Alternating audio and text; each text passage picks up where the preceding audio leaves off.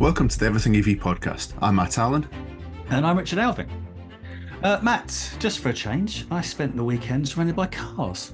However, this weekend, not a single hydrocarbon was being burnt because I spent the weekend at the Season 10 finale of Formula E. Nice. It was slightly different as well from other races you've been to because XL, London, is actually pretty much indoor. So previous years, it was a mix of indoor and outdoor. And whilst there was a very short excursion for the drivers outside, a combination of due to building works outside and possibly planned as well, it pretty much was all inside. So it was a little bit like imagine going to Wembley and they close the roof because it's, I don't know, torrential rain or something, and you're playing football inside. Wimbledon, and they closed the roof at centre court, pretty much for similar reasons. However, this time, whilst there was a little bit of rain on Saturday morning for qualifying for race one, there was no rain. It was just, let's just do it inside because we can. Fair enough. Yeah. Why not? Yeah. I have to say, to be a fan of Formula E, you have to be very patient because you got qualifying at 10, sorry, free practice at 10. You then got qualifying at around noon, and then the race starts at 5. It's quite a bit of sitting around, watching an empty track or watching something else. Well, so at XL, they did have a huge fan zone, and I have to say, compared to previous years, there was a good double, if not treble, the amount of people there, which was good, and a good mix of ages as well. Everything from, teenagers all the way up to people in their 40s, 50s, and possibly beyond. The fan zone was full of various activations from ABB and various partners and sponsors and girls on track and things like that. Both days there was a big musical act.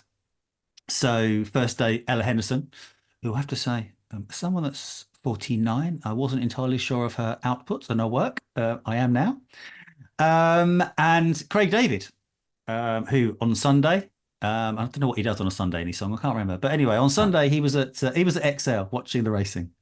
There was a smattering of famous people, celebs, etc., in the paddock and the grandstand and as guests of various teams. And so we started going into the weekend with 7 drivers in contention for the championship. By the end of the first day, the first race, we were down to 3 after Pascal Wehrlein won. And then the second day, it was a fairly packed race with the Nissan driver of Roland actually winning the race. Mitch Evans, who was within about 3 laps going to actually nick the whole thing and the whole championship for season 10 for Jaguar, managed to not really understand how the attack mode works. So various corners around the track, you pull in, not you don't pull in, but you pull over to the side, you hit point A, the start of the corner, you then hit point B on the exit of the corner, and you then for 2 minutes, you get an extra 50k boost of power. Yeah. So it's a bit like the overtake button in F1 cars somehow he's been driving this car for, and knows how it all works for season after season. Managed to miss the attack zone or attack mode twice. Right. Yeah. So that's not going to help. No, exactly. So he finally got it on the third time of asking with about 3 laps to go. And he then unfortunately got rear-ended and a puncture. So managed to get home 3rd in the race and unfortunately not the winner overall. So Pascal Wehrlein, from being only a minor part of the 7 going into the race, actually ended it as the champion for the first time of asking for the 10th season. It's not bad going, especially being that, the outsider at the start of the weekend. Exactly. So a huge result for takeaway Porsche. Jaguar still got constructor with Porsche as manufacturer as well. So it was good overall. Splattering of everybody was rewarded, albeit unfortunately the Jaguar drivers themselves weren't rewarded, with both of them actually coming off second and whatever it was in the championship. And it was interesting to see some of the drivers that are retained by Formula One teams. So Sebastian Buemi, Mercedes driver, and Stoffel van Dorn, the Aston Martin driver, both finishing fairly high up, and both ex Formula One drivers of their time as well. Interesting, Nick De Vries, who's made the journey back to Formula E from a very short stint at Formula One. Unfortunately, didn't really feature anywhere, and had very few points on the board at the end of the championship. So it does prove that they are effectively equal to each other on the sort of top tier of motorsports, but by definition of being very different races, very different structures, etc. So a different skill set, perhaps, in terms of it's not instantly transferable from one to the other. Exactly, and I suppose to a degree, it's what we spoke about last week with the driver, the still unnamed driver, ramming the Lotus Evija straight into the hedge because he just wasn't used to the immediate power, which electric cars of all shapes and sizes, but definitely Formula E bring about. So it's good. I'd like to think that next season Formula E, they've already got the Next Gen Cup, which didn't happen this season, comes in, and they had a bit more on street only and definitely on course action for season 11, especially when the James 3 cars come in, because they're going to be faster. So they are technically going to be doing the laps slightly shorter, or the races will be slightly shorter as well, only a minute or so, but still, people are paying a lot of money to see motorsport. They're not going to a glorified Ella Henderson or Craig David concert with 45 minutes of racing tacked onto the end. They are actually going to see a motor race with the other things to support. So it will be good to see the balance spin around. And it's a big part of a lot of motorsport events, isn't it? That you have support races, you've got other championships that sometimes they feed up into the sort of main event as well, but they're also just there. They provide more spectacle, more sort of excitement for the fans who, like, as you say, have paid substantial amount of money to go and to see the event, haven't they? Yeah, and also, as we've just explained, electric cars are very different to drive. And so if we are going to get Formula E drivers coming from internal combustion engines across from the feeder series or whatever else, or I don't want to use the word failed, but shall we just say Formula One drivers that maybe hasn't gone so well, there isn't going to be any sort of entry level there. They are going to be coming from internal combustion over. That's why we need Next Gen Cups and other single-seater electric powered racing, both within the Formula E support things, but also around the tracks and around the UK and further afield. One place I don't think we're going to see electric cars though or electric car racing is America, because I do think all the new noise at the moment is it's going to be a Trump Vance presidency. Obviously, then that's changed slightly this week with Biden's announcement, but being very anti-electric anything, I think definitely America is going to be going backwards, and it definitely won't be embracing electric motorsports. It's definitely going to. It's not going to be. I'm not sure it'll even be embracing electric cars full stop, let alone electric motorsports. It's in a slightly sketchy position at the minute. Yeah, I think especially I can't imagine an electric Indy 500 anytime soon. Maybe they'll surprise us, but I suspect not. No, exactly. I'm actually going to Farnborough, and we spoke about this last week, and I haven't actually been. Farnborough Airshow is currently on. I'm going this afternoon to a reception and a launch of one of the many electric vehicle and takeoff companies that are there. But it's just interesting. I know Farnborough is, the aerospace's largest trade show in the world. Luckily, we host it here at Farnborough Airport in Surrey. But one of the stats is pretty amazing. £39 billion worth of deals were done on the first day alone. That's a pretty outstanding figure. Unfortunately, they're not all going to be British companies. In fact, they'll probably be a very fraction will be British companies. But the one thing that I have noticed of all, seeing all these launches of electric vehicle takeoff and landings and other things within this aerospace space, is China don't really appear to be featuring. China have completely taken over and are now dominating the electric vehicle space with BYD, Honky, a plethora, and we could be here all day reading out all the names of companies that are Yeah, Chinese based here. Um, but the aerospace sector appears to be very European.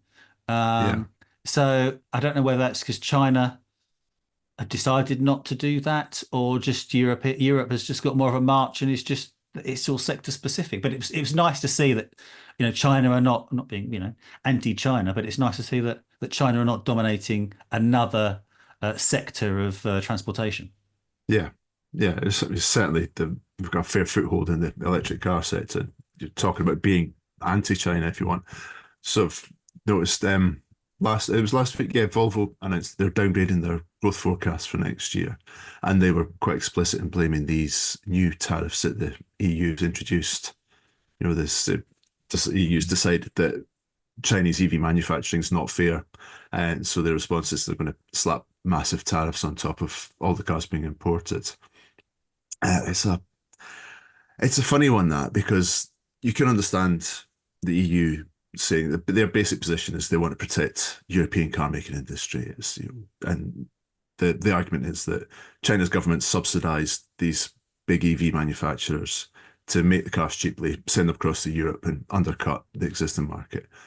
What's funny is that you'd think the European car industry would support that. They'd want something that's going to help protect them. And actually, they've not been particularly receptive to these tariffs. So see the comments from some of the manufacturers, they're not that keen on it. I think BMW and Volkswagen particularly seem to have been a little bit unhappy about it. And I think the big thing is they're scared of retaliation. Particularly German brands do very well in China. They export a lot of cars to China. The last thing they want is China looking at the nearly 40% tariffs that have been slapped on some of their car manufacturers and doing the same to the European cars going across there. I think it's a complicated one. I think it's nothing's set in stone until November. This is the current sort of test period, if you like. And I know a lot of the Chinese manufacturers are now making representations to the European Commission saying you didn't take this into account or you didn't ask the right questions. So it'll be interesting to see how that all pans out in the end, and whether the sort of the weight of the European manufacturers saying, no, just hang on, is this the right angle to take? Just to kind of see what influence that has in the end. Yeah. Also, there was a report out this week from the Social Market Foundation, which is sort of one of these cross-market think tanks, that was basically saying that one way to bring 500,000 people in the UK out of poverty would actually, low-income households, etc., would actually be to adopt a scheme that they've actually already got and already running, led by Macron in France, and that's to basically subsidise households with low incomes to actually have a 3-year lease of a new electric car at £100 each. Basically, the scheme would cost in its first year 175 million versus 600 million of the UK government, which arguably they're not going to do anyway, but 600 million of actual direct grants to get about 16,500 new electric vehicles on the road. Similar to we had before with the UK government giving, I think it was 2,500 or something off. Well, it started off at 5 and it dropped to about 1,500 by the end of it, I think, wasn't it? Yeah. Whereas they're saying, for 175 million of subsidy, government subsidy into this direct leasing scheme would actually create or bring about 100,000 new electric vehicles on the road, prioritising households with less than sort of 8,000 per person sort of, spare income.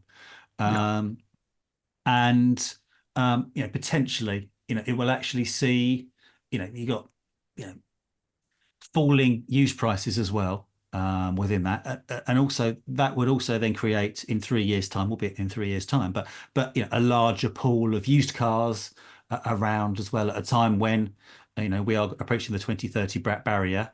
And whilst yes, clearly that's not going to affect the sale of used cars because the requirement is the sale of new cars.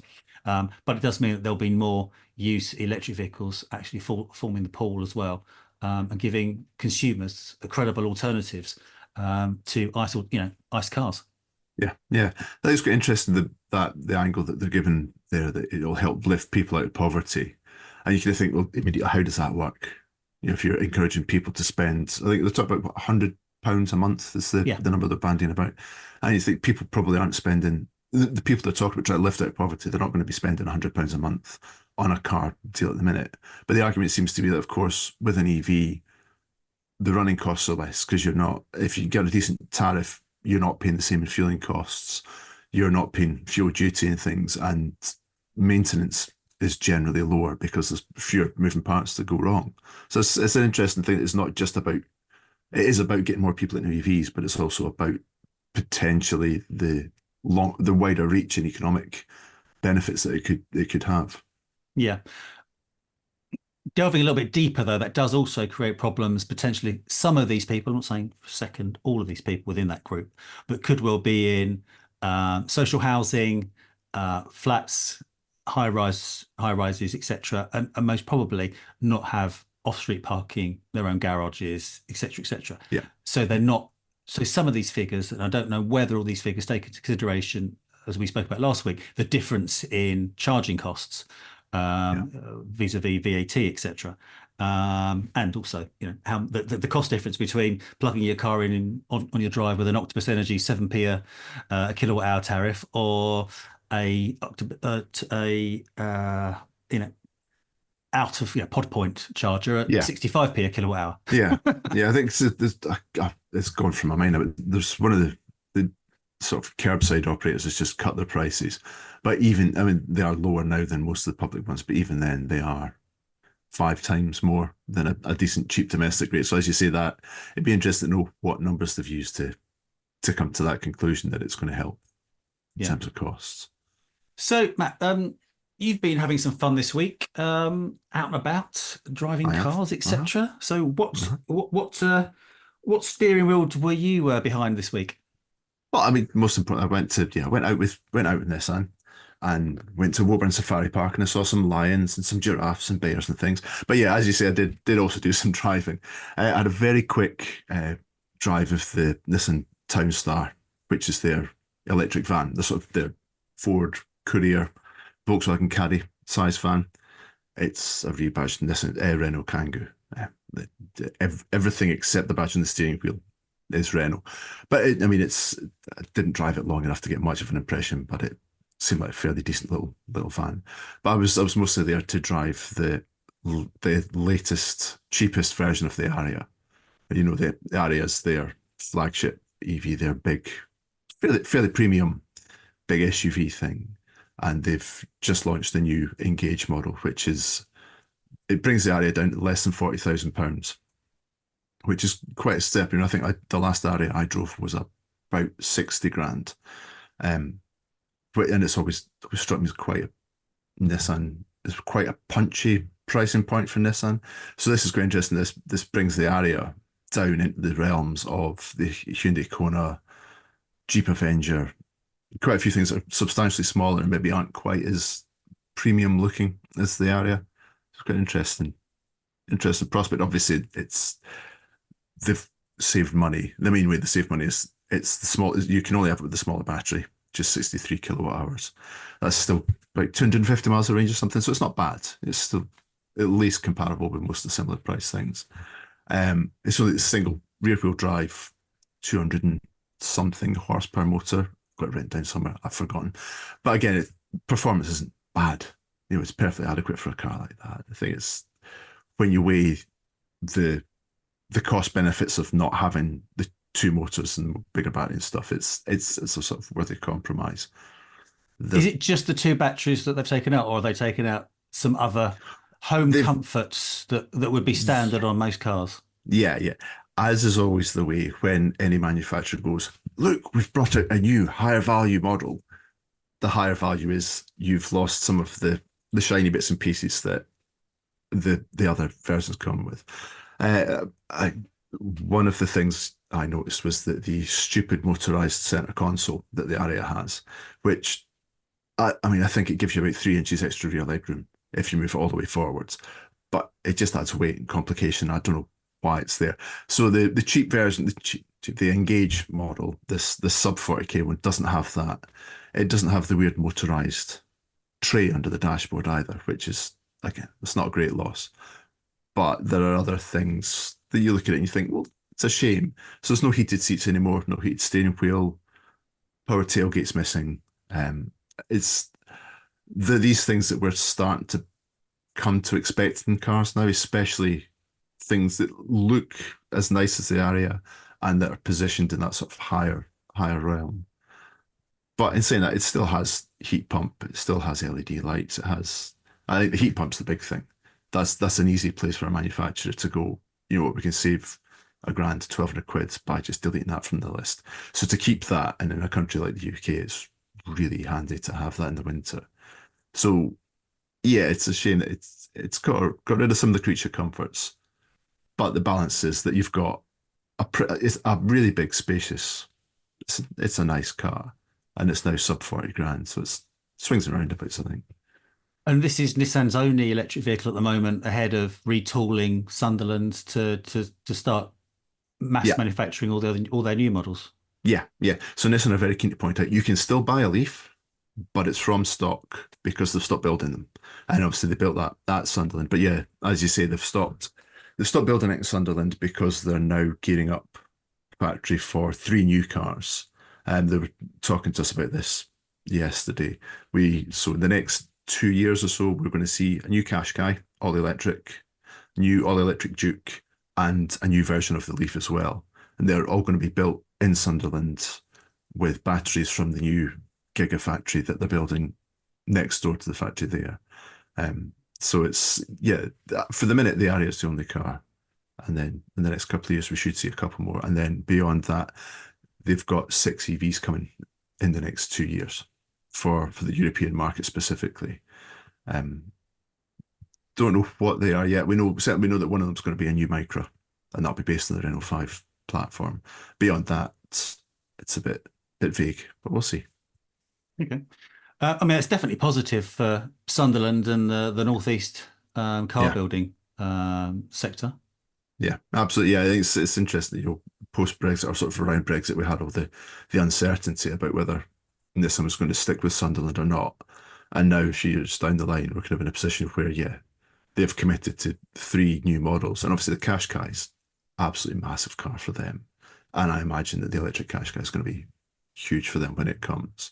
So it's really good news for Sunderland, for the Northeast, to have the manufacturing factory there, and then all of the support stuff around it, the battery plants and everything that goes with that. It's really good news. And we've got other brands coming back to the UK in terms of manufacturing as well. Mini should be up and running at Oxford by 2026 for the electric Cooper, and yeah, Vauxhall are building new vans for the whole Stellantis group. Currently building the Ellesmere port, and I think Luton next year should be up and running as well. So it's definitely a positive outlook Yeah, for UK car manufacturing generally. I mean, they're not yeah, UK brands, but they're employing UK staff and UK labour, and yeah, they're putting all those people are then going to be buying things, putting M0 and VAT on things and whatever else. So it's definitely good for UK PLC. So which is positive. yeah. Going back to talking about Formula E for a second, Formula E claims to be leaving no trace wherever they race. Slightly different to Extreme E, where you're not actually allowed to actually go and visit it or go and watch it because you really can't leave a trace. I got to sit down over the weekend to Julia Palle, the Vice President of Sustainability at Formula E, to talk about the no trace claims and sustainability elements of Formula E. So let's just play out a quick conversation, an interview I had with her. And then Matt and I'll come back and talk a little bit more about the new Xiaomi SU7 Ultra and other things.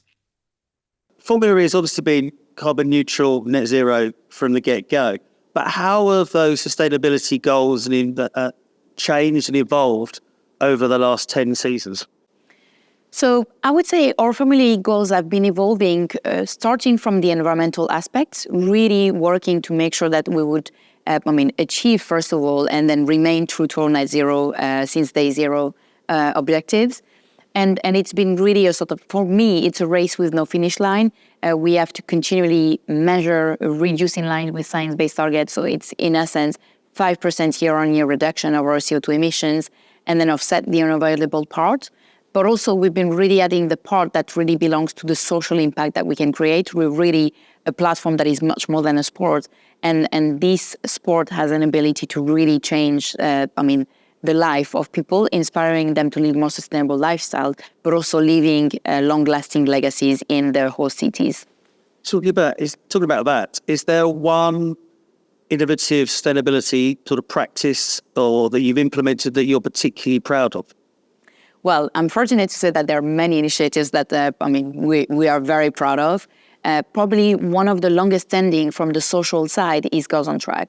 Girls on Track is our grassroots initiative that is really, geared at young females that would want to embrace motorsport. I'm really also projecting myself. I never thought, as I said, that I could even work in motorsport. And then I realized that it was actually a fascinating environment that I really wanted to pursue my career in motorsport. So it's for the little girls like me that are interested in sport, in motorsport, and for them to really have a sense of what motorsport careers look like. They've got basically the day before the races, at every single race location this year, a taste in terms of workshops of the different activities that they can have from an engineering perspective, mechanical, journalistic, and so on and so forth. And then obviously they get to drive the cars, whether it's through the simulators or electric cars, and then they meet with the teams and the drivers. So we try and break all the barriers to access that young women could have, and inspiring them. And just this year, we've been able to double the amount of young women that we've been impacting positively throughout the season. Over 2,000 young women that have been taking part in the program, which we're very proud of. Excellent. Could you talk about some of the key partnerships that Formula E's formed to promote sustainability, and what those collaborations and initiatives have actually meant for the real world? So we were very fortunate within Formula E to work with a pool of great partners that are innovators and experts in their field on sustainability, starting from ABB, the leader in electrification in the world, the people that put the first electric train on rails, ranging to DHL, that is the leader in sustainable aviation and transportation altogether, with whom we've pioneered recently the use of sustainable aviation fuel in motorsport, never been done before. We transported all the freight going to our China-Shanghai race in sustainable aviation fuel, reducing the CO2 emissions by 80% thanks to the use of this innovative and renewable fuel. Also going to the likes of Infosys, a newly added partner that are going to be helping us on the data management and really improving how we really capture all the data. And data management is the heart of any sound sustainability strategy, because you need to understand where your impact lies from the environmental, but also the social point of view. Formula E, by definition, obviously goes to many countries just for brief weekends a year. What is the sort of impact on the local communities and cities when what's the legacy, basically, from each town or city the Formula E visits? So this is a crucial element for us. Leaving a legacy is absolutely key. And this is something that we've been developing from the get-go of Formula E, the community engagement part, really working with the local neighborhood, local schools, local universities, local businesses, making sure that we bring them part of the event. We give them a sense of, what the event is all about, and that they're not only they're a key stakeholder in this event, but this is also basically something that is bigger and broader than the sport and leaves a lasting impact. Something that we've recently created that is really a unique approach to leaving those local legacies is the Better Futures Fund. This is a philanthropic approach where we basically choose a local charity in each race location that is really tailor-made to the specific needs of the community where we race. And we basically donate 25,000 euros to support, basically a cause that is linked to climate transition and or underrepresented communities. Here in London XL, for example, we've chosen to work with a charity that is called Community Food Enterprise. It's basically a food bank program that needed some financial support that we're giving to purchase a new electric van that will enable them to double the amount of food collection that they will get in the local area, hence doubling the amount of beneficiaries. Excellent. Over your 10 years involved in Formula E, what's been the biggest challenge that you've faced and how have you sort of implemented that from a sustainability point of view? I think one of the biggest challenges, but also opportunities, was to really create a sustainability strategy that will trickle down from the very start, the very top of the organization, and also really at the bottom of everything that we do operationally. So it's been really a great achievement to be certified against the International for Sustainability in Events, the ISO 221 certification. Most of the Olympics are certified since the London Olympics against this standard. And that really means that not only, obviously, we had sustainability at the top, strategically supported by the leadership of Formula E, but that really operationally, every touch point of sustainability is taken into account, thought through. Every decision made is thought through the lens of sustainability, including the key stakeholders that we don't have a control on. The teams, for example, have to mandatorily have an environmental accreditation in place at the highest level of what our international federation requires to be able to put their cars on track. Otherwise, they don't race. Excellent. Final question. If we look at the next 10 years, where do you see Formula E evolving from a sustainability and inclusivity point of view? So I think the next 10 years of Formula E will be both a continuation of our environmental push towards being net zero, because the definition itself of net zero keeps evolving, the introduction of new technologies such as carbon removals and so on, but also really doubling down on this forceful good and social impact potential and power that we have. And one of the key angles will be really providing more opportunities for females to be at the top of our sport. So, as you can see, Julia extols the virtues of sustainability at Formula E's very core. So that's very positive, very good to know. And long may it continue, and long may some of those technologies that Formula E develop actually trickle down both into the motor sector, but elsewhere as well. So, Matt, what's all this about a mobile phone manufacturer making a car? Yeah. Somehow this had slightly passed me by, but Xiaomi, who are huge mobile phone manufacturer in China, predictably enough, they announced last week that they're launching a new high-performance version of the SU7 saloon car. So the SU7 it's a China-only market EV. It's a four-door saloon, basically a Tesla Model 3 rival. I think they claim that within a month they've taken 75,000 orders because it's equivalent of £23,000 or something. It's kind of a high-value prospect. But what they've decided to do is take that and then go chasing lap records at the Nürburgring. As you do? I mean, why not? Everybody seems to be doing it these days. So, basically what they've done is they've taken the car, which was already 600 horsepower in its max high-spec model, taken out the front motor, put a new one in, and then put two motors on the rear axle. So it now produces more than 1,500 horsepower. That puts it up among things like the Rimac Navara, which is about 1,800 horsepower, but it's that up against the Lotus EMEA R. It's that kind of level of performance. And they reckon they're going to take this to the Nürburgring, and they're going to chase in Volkswagen's record of 6 minutes something. I can't remember exactly, but the IDR's lap record, they're going to go chasing that. As I say, they're a smartphone maker, but suddenly they're coming out with a car that's got 1,500 horsepower and a huge amount of body kit, huge amount of aero and things. It's interesting. Definitely sounds interesting. Yeah. I think they've not been particularly clear about whether this prototype is going after the Volkswagen record, but whether this is a precursor to production car as well. I mean, there's no reason why they couldn't. There are plenty of other people out there who are building these hyper-powerful saloons, and they've clearly got the resources to throw at it. So it could be, another year down the line, we might see them chasing the Taycan's lap record on the Nürburgring as well as a production car, rather than just this wild one-off concept. However, does it have crab mode? I don't know if you've seen this. The Yangwang U9, so a similar car that we're talking about here, Yeah. And we'll play in for those watching on YouTube, we'll play in a little bit of a video clip. Basically, it can go round in circles. It can lower its front left and raise its front up, raise its right back, etc., etc. And it can do a little, Tesla do their little dance where the doors, waggle and lights flash, etc. This can do a full-on dance.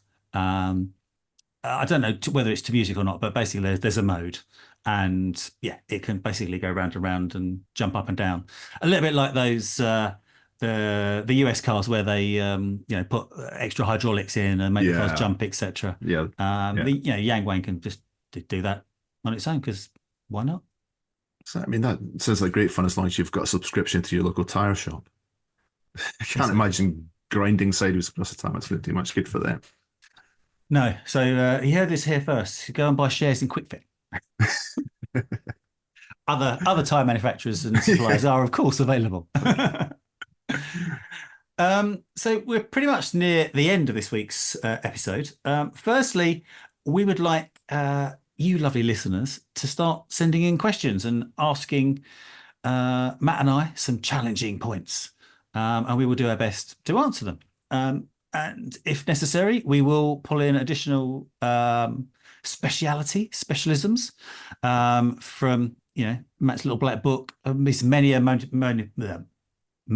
manufacturer. So if we can't answer it, we may or may not know someone that can. So please, using all of our social channels or evp@cbmeg.co.uk on email, and we'll do our best to answer it. You can find more episodes of the Everything EV podcast on Spotify, Apple Music, or wherever you get your podcasts. Thanks for tuning in, and we'll see you next time.